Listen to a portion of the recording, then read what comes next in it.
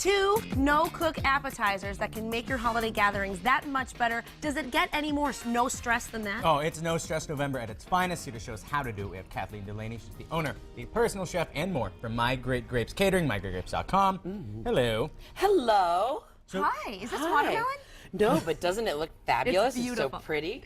We have a beautiful sushi grade tuna steak right here, and we're gonna make tuna tartare, which is, you know what steak tartare is, right? When it's a very French dish, but I'm gonna do a little Asian flair on this because, you know, during Thanksgiving and all the entertaining you do, you don't want everything to taste the same. No. So what I thought was, well, let's do something that you might not have regularly, but you want to give a different flavor factor. So today we're going to do tuna tartare, and what we have is a beautiful piece of tuna, and I'm going to cube it.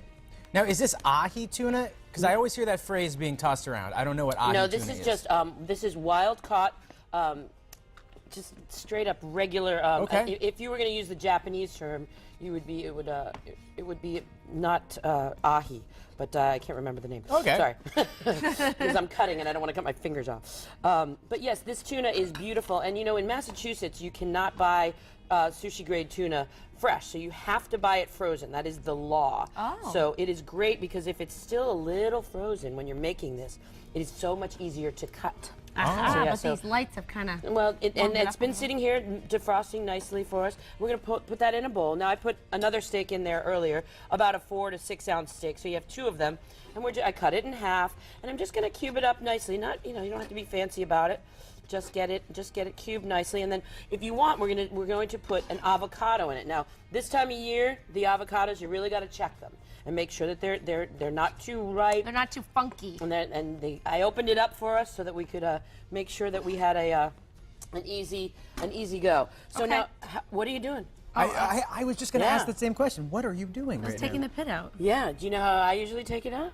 That scares me. Why? No, you got to do like that. That's the Oh, fun stuff. I know, but I guess I don't like to whack knives around when I got kids at home, so I always just try to do it the easier All way. right, now how this Not is easier way, how safer way. I'm going to use 1 avocado to 2 steaks, right? Okay. And what I'm going to do, I'm going to ask you to do is I'm just going to ask you to score cut it? it this You way, to trust score me? it both. I do absolutely. It's a small knife. I have a question. Yes.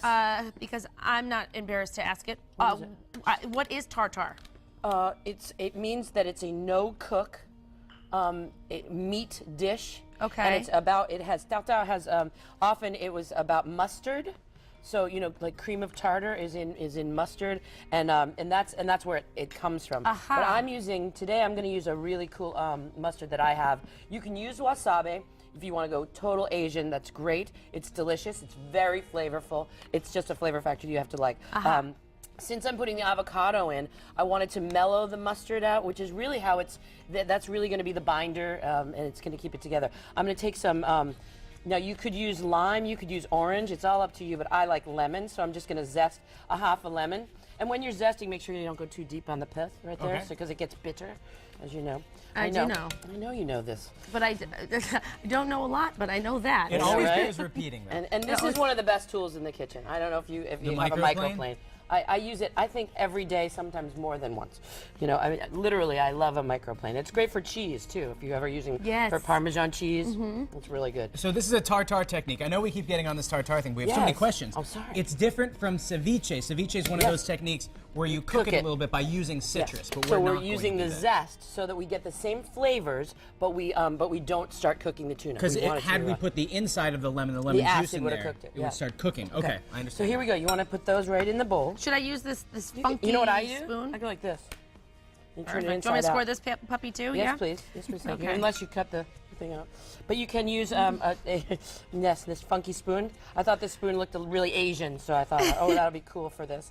And this is nice to change up your style a little bit during Thanksgiving. Everything is very No, you're right though, because by about 8 o'clock on Thanksgiving night, everything tastes like turkey stuffing. and Yeah. sage and then you have this thick film of it in your mouth. And Well, what's really good is it really gets your palate going too. And Yeah. it's quite exciting, and it's a different, it's just a different call on it, and it's really delicious and pretty. And then you display it prominently. You can mix this all up together. I'm going to put a little bit of. I like scallions a lot, so we're going to put some scallions in and some beautiful sesame seeds.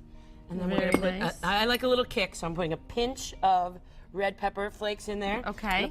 You can pour that soy sauce in. Perfect. So we have about 30 seconds left. Can we finish it in 30? You bet we can. All Soy right. sauce, a little sesame oil, a little bit of mustard. Give it a stir. We're ready to serve. Then it's a lot of bit of flavor. It is All right, so Ashley, delicious. whip it up. Whip it up, girl.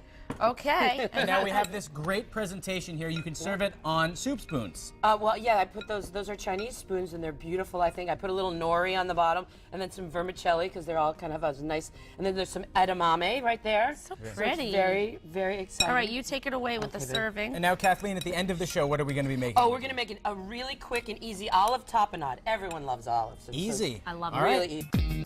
Welcome back to Massive Hill. We're wrapping up today's show and the week, for that matter, with Kathleen Delaney. She's a personal chef from mygreatgrapes.com. Earlier, we made this amazing tuna dish. The recipe's going to be on our website, mymassivehill.com. But now we are making. We are making a black olive tapenade. Really, really simple. Take a half a shallot, all the olives you have in your house. No, I'm only kidding. Get every Some olive. black olive. No, listen, Bring I'm them to the telling food you. processor. I like this because it takes no time at all. Now, I'm like, okay, what do I have? What can I make if people are coming over in a pinch and you need a quick dip? And I have friends that are not doing any dairy right now. So I feel, oh gosh, what am I going to do? So I said, okay, we can make a beautiful black olive tapenade that has flavor galore. And that's what we're going for. But now in a tapenade, I traditionally, some people traditionally put anchovy paste in it. I am leaving that out today because Good decision. I decided, thank you very That's much. my girl. But I do have capers, green olives, and black olives. And I'm going to take a combination of the three of them, and that's what's going to be our tapenade. So do you like capers? I love everything you're putting in there right now. Good, I good, saw good. some garlic. Oh, yes, I had- Olives, yep. capers, onions. And then I'm going to put another clove of garlic in. Now the beautiful thing about the food processor is you don't have to cut anything up really. You're all set. Great. I like a little kick in my tapenade, so I'm going to put a little bit of maybe a little bit more. A little One bit pinch, of two red pepper. pinches. Make sure you get the pitted olives. I did that once. I bought the olives with the pit. It took a big bite. That's bad. Well, Not a good you'll feeling. ruin your machine, so don't do that. And it's also just terrible on your dental Oh health, my too. gosh, that's hysterical. It's a bad idea every way. no. I'm gonna pulse it. I'm just gonna get. All I did was mix it together. You can leave it really chunky and make it really pretty. Now I'm just gonna put it in a bowl, and we're gonna eat it with a really healthy, beautiful carrot, or you could totally do it with just vegetables like a crudité, or you could put it on a nice potato chip for a little crunch. Oh, yeah. And I got these lovely waffle potato chips that are so delicious. How easy was that, though? Hello. So easy. C'est fini. And you try to buy olive tempenade in the store, so expensive. Yeah, it's not literally at all. less than 2 minutes, and all you have to do is have the right ingredients, buzz it, call it a day. No stress, November. And we love olives, and they're very good for you. So, yeah, and you can. I mean, if you wanted a little extra pepper in there, or if you don't like, hot any red pepper flakes, so don't put them in. This is totally up to you. Oh, look at that! Isn't that pretty? It looks great, too. You know, you can have put a little hummus on there. Yep. You make a treacle. You do 3 dips and call it a day. It's really good. Look at Kathleen, that. I can't wait to try it. Oh yeah, and the thing is, you don't have to put salt in it because the olives itself are in a brine and they're very salty to begin with. So really, that's the one I would give a heads up for that. Don't put a lot of salt in it. Well, we're going to dig in, and we're also going to tell everybody at home what's coming up